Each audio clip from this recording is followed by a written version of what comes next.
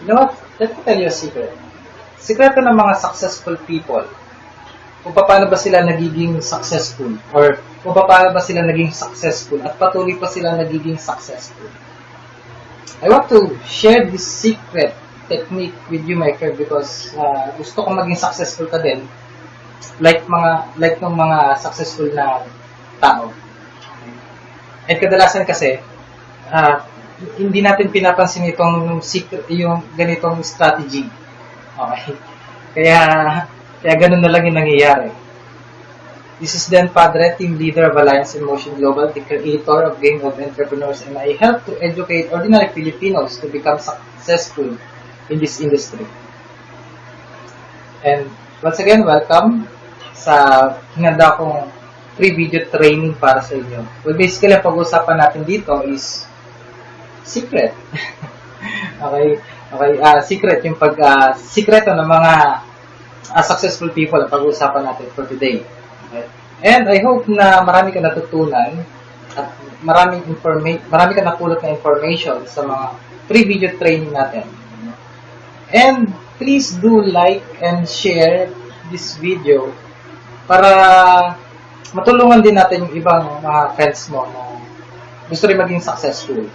Okay? And please do like kasi para ma-notify ka kapag meron akong bagong training para sa'yo, para magamit mo sa pagmamarket mo, at para maging mas maganda at makuha mo yung result na gusto mo.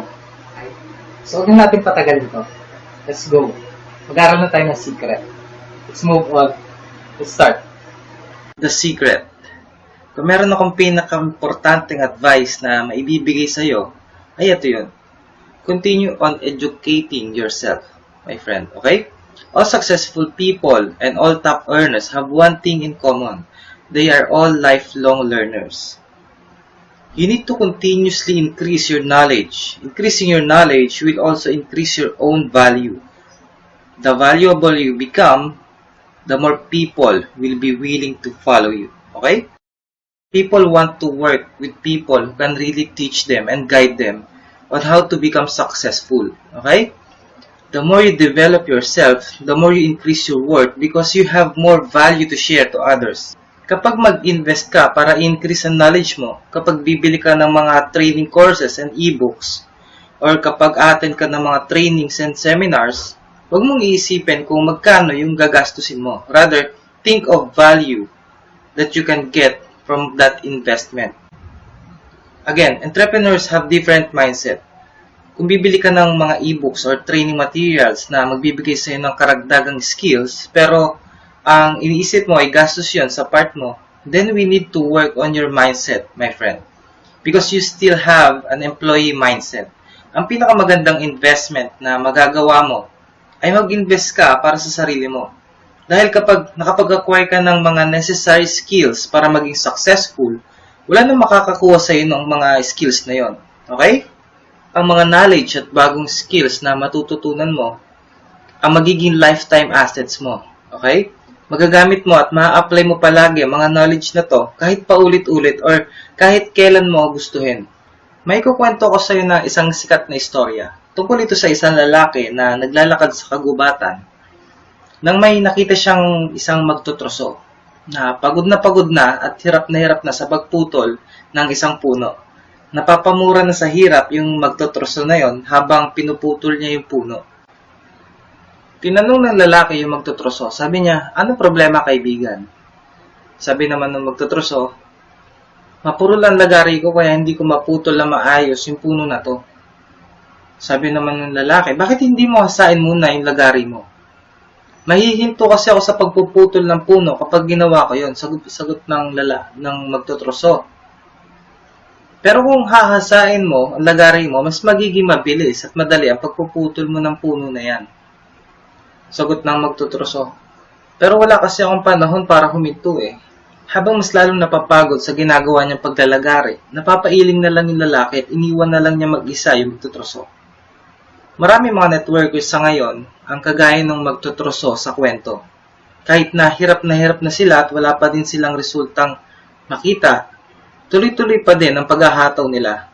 Okay? Imbis na maglaan muna sila ng panahon para hasain ang sarili nila para maging effective at efficient sila sa ginagawa nila. Ikaw kaibigan, nahasa mo na ba ang lagari mo, ang mga skills at strategy mo, ang mga knowledge sa business na to, ang commitment mo, ang motivation mo? Huwag ka sanang tumulad sa pagkakamali ng karamihan. Okay? Huminto ka na muna saglit at hasain mo muna ang sarili mo. Sharpen your saw and become more effective.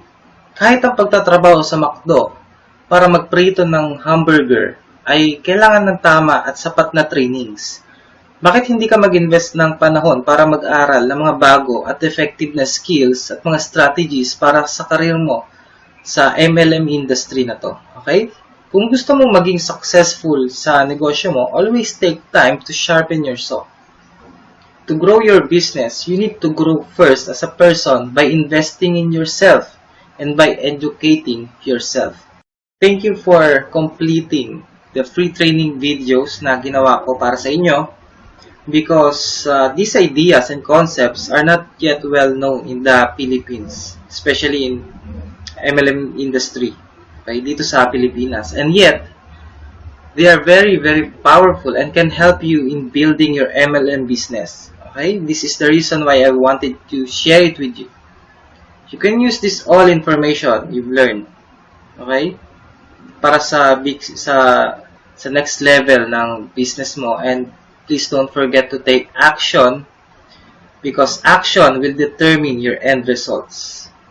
And if you want to learn more and want to start developing your new skills in this industry, and please do visit my website, okay, www.deanpatrickpadre.com, and meron akong mga articles doon, may mga videos na pwedeng makatulong sa'yo sa karagdagan na information na gusto mong makuha, okay? And please do add me on your Facebook account, okay? And paki-like mo na rin yung fan page natin kasi nandoon yung mga new videos ko. Okay, makakatanggap ka ng free newsletter kapag nag-like ka sa fan page ko.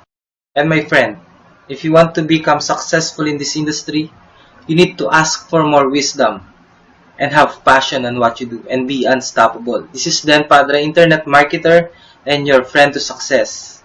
Good luck.